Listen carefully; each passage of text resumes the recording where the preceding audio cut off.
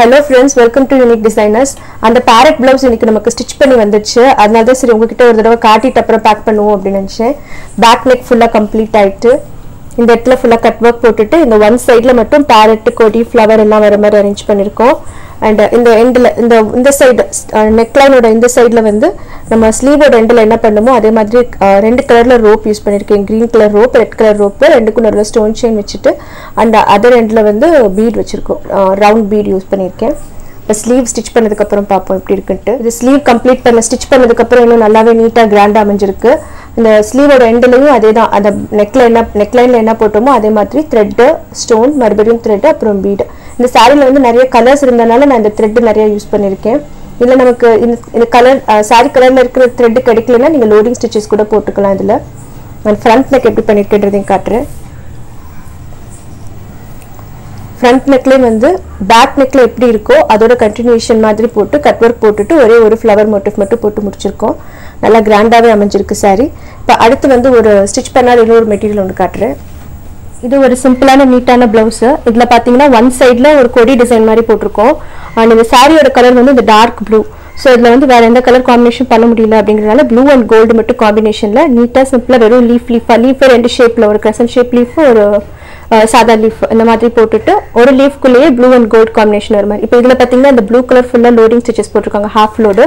நடுவில் இருக்கிறது வந்து சரி வச்சு செயின் ஸ்டிச் போட்டு ஃபில் பண்ணிருக்கோம். அதே இந்த கிரசன்ட் ஷேப் இதுல பாத்தீங்கன்னா கோல்டன் கலர்ல வெளியில ஒர்க் பண்ணிருக்கு, நடுவுல வந்து ப்ளூ கலர் ஒர்க் பண்ணிருக்கோம். ஸோ அந்த கொடியோட சென்டர் பாத்தீங்கன்னா ஒரு லைன் பீடு, ஒரு லைன் ஸ்டோன் செயின், அப்படியே ஒரு லைன் பீடு இந்த மாதிரி போட்டுட்டு நெக் லைன் இந்த சைடோட நெக் லைன்ல அப்படிதான் ஒரே ஒரு கோல்டன் கலர்ல ப்ளூ கலர்ல லோட் போட்டுட்டு இந்த கொடிக்கு என்ன போட்டிருக்காங்களோ அதே தான், இந்த கோல்ட் ஸ்டோனு கோல்ட் பீட் எல்லாம் மிக்ஸ் பண்ணி போட்டிருக்கோம். டாட்ஸ் ஃபுல்லா வெறும் கோல்ட் பீட் சுத்தி சரி ஒர்க் பண்ணி டாட்ஸ் முடிச்சிருக்கோம்.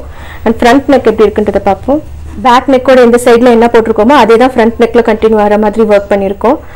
அதே மாதிரி blue load, bead and stones. ஸ்லீவுக்கு எப்படின்றதையும் காட்டிடுறேன்.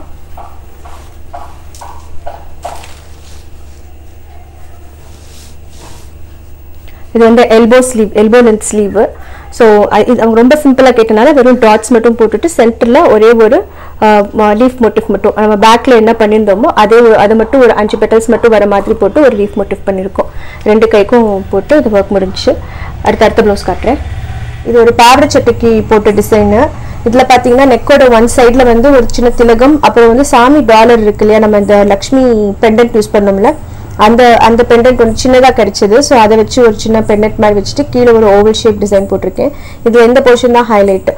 நெக்கு கீழே ஃபுல்லாக வந்து பட்டையா இந்த பீட் ஒர்க் வரும். இதை டிசைன் பண்ணும்போது எனக்கு வீடியோ எடுக்க முடியல, அடுத்த தடவை கண்டிப்பாக வீடியோ எடுக்கிறேன். இதில் சும்மா இந்த ரவுண்ட் பீட்ஸை மட்டும் 4 சைடு வச்சு ஸ்டிச் பண்ணிட்டு நடுவில் ஒரு சக்கரி வச்சிருக்கோம். சக்கரி வச்சு அதில் ஒரு ஒயிட் ஸ்டோன் வச்சிருக்கோம். அண்ட் இதை அரேஞ்ச் பண்ணுறது தான் ரொம்ப கொஞ்சம் கஷ்டமான வேலையாக இருந்தது. கரெக்டாக ஒன்று போல் வர மாதிரி அரேஞ்ச் பண்ணுறது கொஞ்சம் டிஃபிகல்ட்டாக இருந்தது. பட் ஆனால் முடிச்சதுக்கப்புறம் ரொம்ப அழகாக வந்துடுச்சு.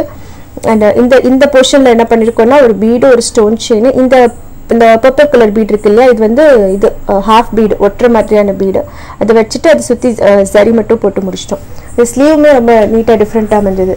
ஸ்லீவில் வந்து கட் ஷோல்டர்ஸ் கேட்டிருந்தாங்க, அது ஓப்பனாக இருக்கும் இல்லையா, இந்த ஷோல்டர்ஸ் வந்து இந்த ஓப்பன் பண்ணிவிட்டு இந்த லைன்ல என்ன போட்டிருக்கோமோ, இந்த நெக் லைன்ல என்ன போட்டிருக்கோமோ அதுவே வந்து இந்த ஷோல்டரோட ஓப்பன் சுத்தி போட்டுட்டு கையிலையும் வந்து ஒரே ஒரு பெண்டன்ட் மட்டும் வர மாதிரி சிம்பிளா, சின்ன பிள்ளைங்கன்றதுனால ரொம்ப சிம்பிளாவே கேட்டிருந்தாங்க.